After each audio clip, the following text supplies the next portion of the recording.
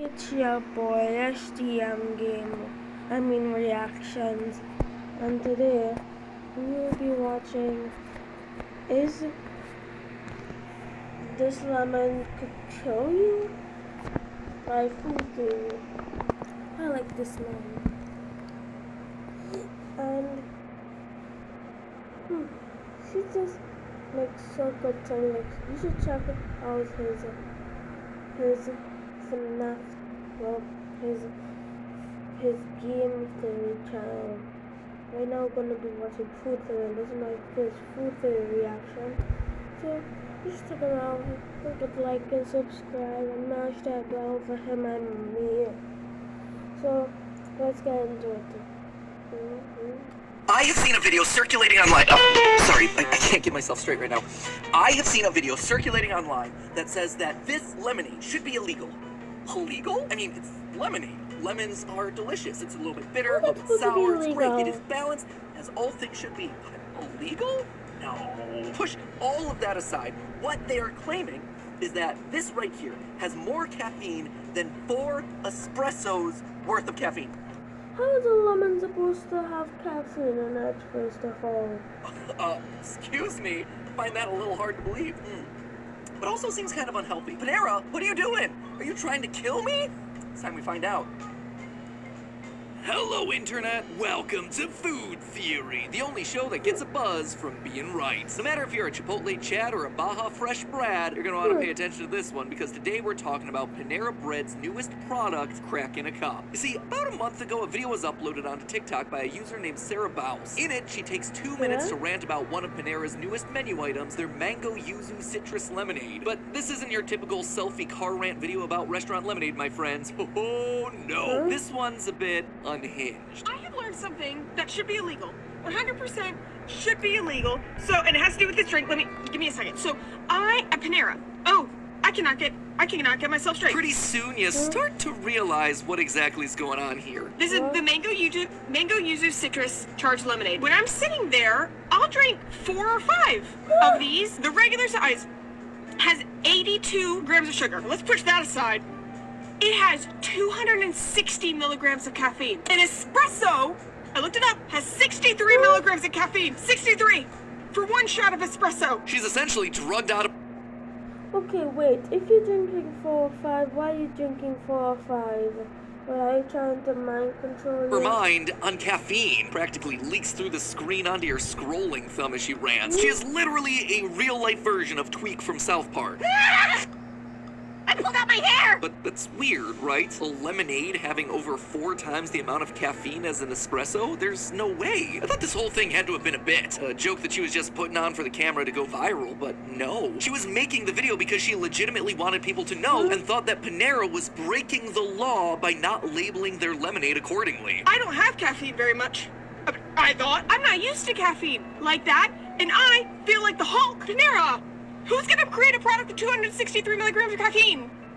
Look what you're doing!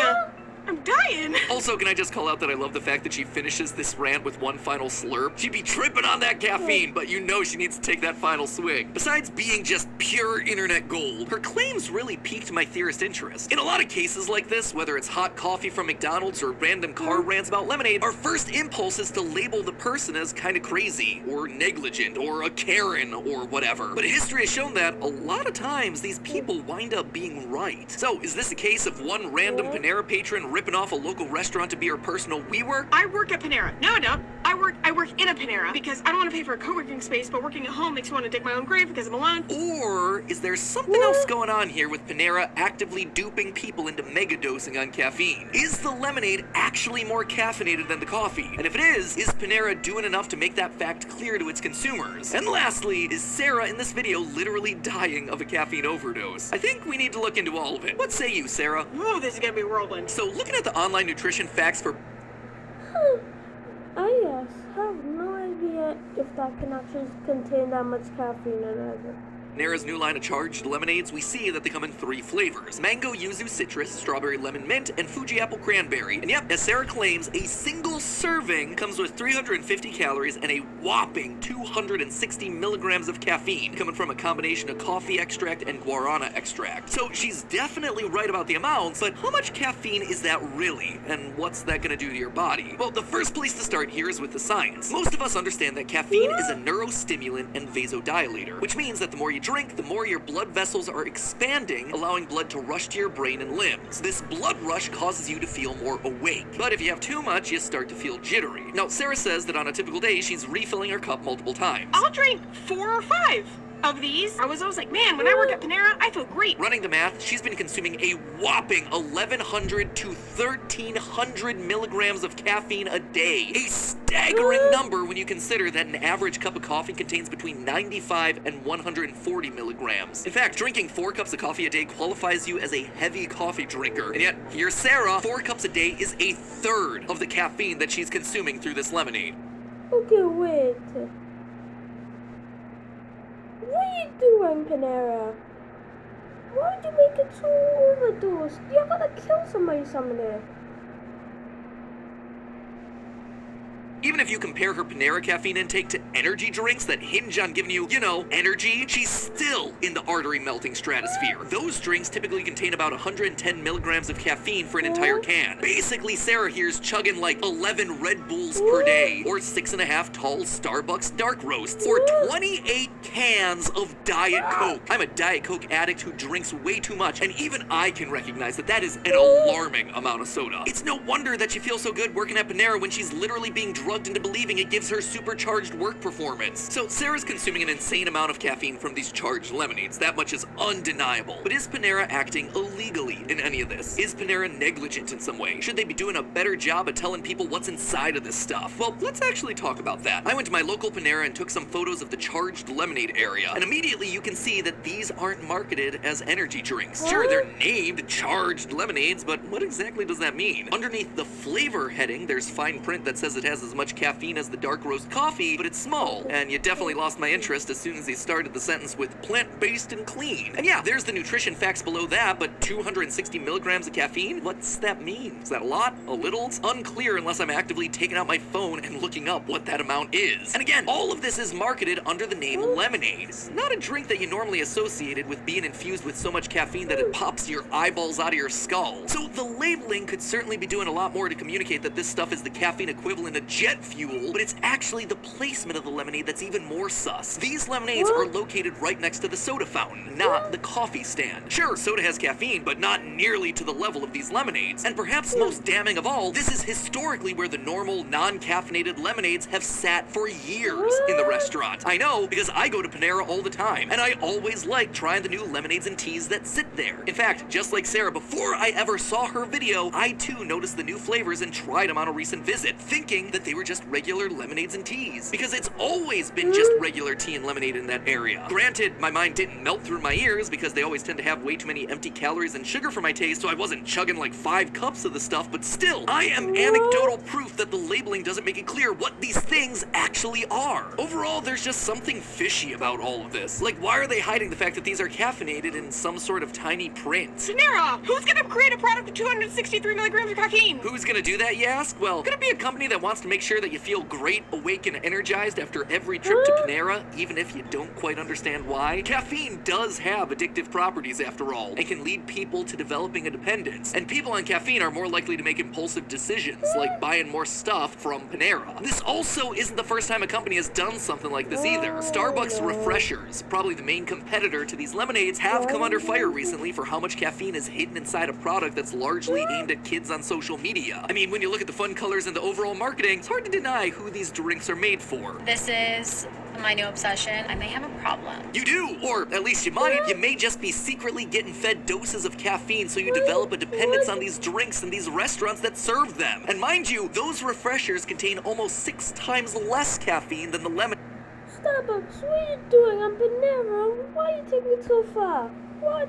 that's being served at Panera. It's kind of like Panera saw an opportunity and decided to go nuclear with the whole thing. So as we've seen, the charged lemonade caffeine threat is real, seems pretty darn dishonest in its marketing, and it seems like there may just be sinister intentions behind all of it. But is any of it illegal like Sarah initially claimed? The FDA often works in areas where consumer expectations or knowledge don't match the products or how they're marketed, so just what does the FDA have to say about caffeine disclosures? Well, the FDA, as we've talked about in the past, is the organization charged with regulating the labeling requirements for packaged products that you see on grocery store shelves. We know from previous episodes that they care about all kinds of things, like sugar and fat and cholesterol, but do they care about caffeine? Oh, you bet they do, especially since the world's favorite little addiction has been up in the ante in recent years. Americans' love of working late, partying hard, and recording all of it for social media clout has led to a lot of caffeination in order for all of us to stay functional, with the biggest caffeine revolution coming from energy drinks starting in the early 2000s. Red Bull has technically been offering us wings since 1984. Just to say, I don't live in the USA.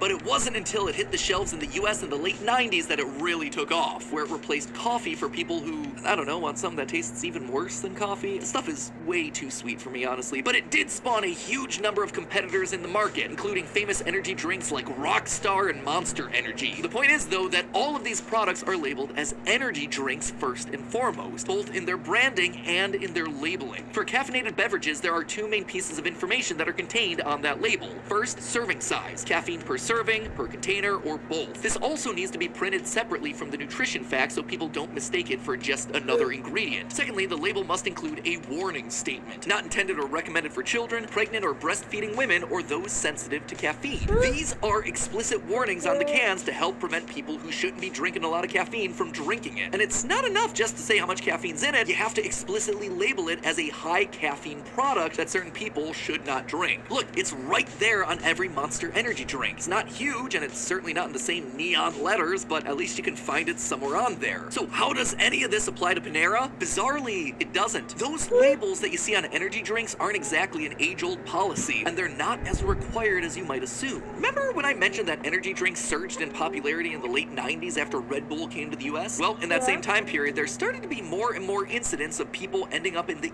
ER from, you guessed it, caffeine overdose side effects. And I don't mean side effects like, oh, I had too much caffeine and energetically danced my way off a cliff. I mean seizures, liver and kidney injury, heart arrhythmia, psychotic symptoms. From 2005 to 2011, ER visits related to caffeine side effects increased tenfold, according to the Journal of Caffeine Research from 2013. Was it all just the result of energy drinks? No. There were also companies at the time that were marketing just straight caffeine powder unregulated as a dietary supplement, which, whoa. I mean, I joke about having an IV of Diet Coke strapped permanently into my arm, but even my caffeine-addled brain can't get behind that one. The FDA didn't take kindly to that one either, and so they cracked down on high caffeine products in 2015 with a warning letter. That's right, not a law, just a strongly worded email. The FDA, for as much as we think of them as this almighty organization smiting food companies down with its ban hammer of government cheese, are actually people who stay out of the issues for as long as they possibly can. Instead of hitting companies over the head with rules that'll likely lead to a lot of litigation, a lot of backlash, and possibly a huge amount of money spent on fighting with said companies, the FDA often opts for more of a come to Jesus moment in the form of warning letters, basically telling companies that if they don't get their act together, they're all gonna be in big trouble, mister. So with caffeine-related health issues on the rise and the FDA getting ready to pounce, American caffeine producers got together and decided to shape up as little as they possibly could. They recognized that in dietary supplements and energy drinks, no one understood how much caffeine they were consuming and what it could do to them. So the American Beverage Association, a group of all the major US beverage companies, started including high caffeine warning labels that you see on all the energy drinks. The actual FDA regulations, though, they end with just including the amount of caffeine in a beverage, nothing else. Those warning labels, they aren't there because of a law, they're there because PepsiCo, Snapple, Coke, Monster, Red Bull, and Rockstar have collectively agreed to play nice in order to avoid future issues and future lawsuits. While that might sound like a bunch of companies just doing the bare minimum and only making changes because they want to avoid big smackdown lawsuits, I'm here to say, yeah, that's basically what's happening. But it's still better than what's happening down down at your local Panera. You see, while calorie disclosures are typically required at chain or quick-serve restaurants like Panera, caffeine labeling is not. You can probably just tell this intuitively. When you walk into a McDonald's, you don't see the caffeine content of each soda listed above its spot in the soda fountain. This is because there's no requirement about caffeine labeling, and the jury's still out about how restaurants should disclose that kind of information. There are some cases that have been made recently, especially outside of the US, that foods in restaurants like McDonald's should be labeled if they contain caffeine, but all that would require is a small label that says contains caffeine, no amounts, no serving sizes, no warnings. This is because more and more companies are sneaking caffeine or energy boosting products into food. Everything from Kashi granola bars to yogurt, because guess what? After you eat it, you feel inexplicably great. Man, when I work at Panera, I feel great. I feel awesome. I get so much done. And the next time you want to feel that way again, you'll buy it again. You'll eat it again. But if you don't know what's happening, you don't know that actually you're just being manipulated by micro doses of caffeine. As manufacturers are sneaking energy boosting supplements into their regular products, like, I don't know, putting caffeine into a beverage that you would never expect to have caffeine, more and more people are consuming caffeine without being aware of what that actually means. Speaking of not knowing what it means, let's go back to that charged lemonade label at Panera. It has the calories, which has been required to appear since 2018, and it has the caffeine, like we talked about before. What a conscientious citizen Panera is, right? No. Well, it looks like Panera is going above and beyond by including this. You can view this little hanging tag as a tiny handwritten lawsuit shield. By explicitly labeling the caffeine in these drinks, even if no one understands what it actually means, Panera can attempt to avoid a lawsuit claiming that patrons didn't know how much caffeine they were drinking. I mean, look, it's right there. It's right on the front of the thing that they're filling up their cup with. What they're not making explicitly clear is that the amount of caffeine in one serving of this lemonade, if you can even call it that, is the equivalent of 3 servings of Monster energy drink. And that's talking about the small size. The large is equivalent to 4.5 servings, which is more than 2 full cans of Monster. Every Monster energy drink comes with a warning, but the Panera lemonade just comes with a free refill sign. It's also notable that the large size here contains 390 milligrams of caffeine. That number, I suspect, is very specifically chosen. The FDA states that for adults, 400 milligrams of caffeine is the maximum amount recommended to drink in an entire day before you start seeing negative side effects. And Panera has conveniently shimmied right in under that limbo stick with 390 milligrams of caffeine in their lemonade. This way, if a patron dies of a caffeine overdose and their family comes back to sue the restaurant, Panera can point to the fact that their serving size is within the FDA recommended limits on caffeine and that the product was labeled in the restaurant. Truly, Panera is living up to its motto, food as it should be, to avoid federal litigation. But I mean, how big of a problem is this really? Even if people really overdo it on the caffeine, are they risking something more than just some temporary illness? Well, yeah, actually, very much so. We've already talked about the long history of caffeine side effects going back to the early 2000s, but if 25 years of data isn't enough, let's look at where it becomes life and death. According to the FDA, toxic effects related to caffeine, like seizures, can appear with the consumption of around 1,200 milligrams, the amount that we know Sarah from TikTok is drinking. But that's talking about a fully grown, healthy adult with no medical conditions. And by medical conditions, I'm not just talking about something serious like chronic heart disease, I mean the medical condition of being under 18, being pregnant, having diabetes. I mean, the list goes on. Perfectly healthy, normal people with no existing conditions can literally die of caffeine overdose. In 2011, a 14-year-old girl with a heart condition known as mitral valve prolapse died after consuming 2 Monster energy drinks in 24 hours. That's 480 milligrams of caffeine, the same amount of caffeine that's in just over 1 large Panera lemonade. In another case, a 16-year-old male with no known medical conditions died after consuming a McDonald's latte, a Mountain Dew, and an unnamed energy drink in 2 hours, 2 of which wouldn't have been labeled as containing high levels of caffeine. At the end of the day, the public doesn't think of caffeine as a health risk because the vast majority of us still associate it with a couple cups of coffee in the morning or a bottle of Coke here and there. But the fact is, it's almost everywhere and there's more of it around than ever before. It's not required that it be labeled or that restaurants put warnings on products that contain a lot of it, but they should do it anyway, and we as consumers should start demanding it. Whether we want to admit it or not, caffeine is a drug, and it's a drug that's being fed to us more and more without our knowledge. In the meantime, while we're still waiting for better labels and warnings on caffeine, what can we do? Well, here's my contribution. It's a little practical life tip time from Food Theory. So you ready for this one? If you take nothing else away from this episode, take this from someone who's absolutely not a doctor, is just a guy on the internet who offers you no medical advice whatsoever. Caffeine in a can of Coke, 34 milligrams. Caffeine in a cup of coffee, about 95 to 110 on the high end. Energy drinks, 85 milligrams per serving, but you're looking at least 160 milligrams for the entire can. So what's my personal rule of thumb here? Double digits of milligrams? Yeah, pretty average. 100 to 200? It's pretty high. Like, don't be doubling or tripling up on those things. Scientifically, your heart might start getting cranky. 200? 300? Back away slowly, my friends, because we're entering into Panera territory. The Panera Paneratory. And the next time you see some sneaky caffeine working its way into a food product without anyone's knowledge, go ahead, make a car rant video. You'll be doing us all a public service. But hey, that's just a theory. A food theory. Bon appetit.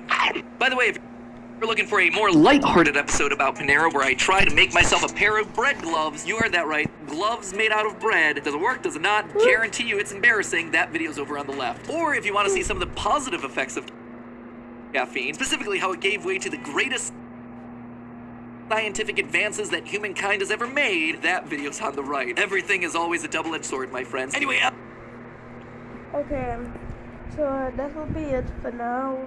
So don't forget to like, subscribe, and mash that bell button. So bye.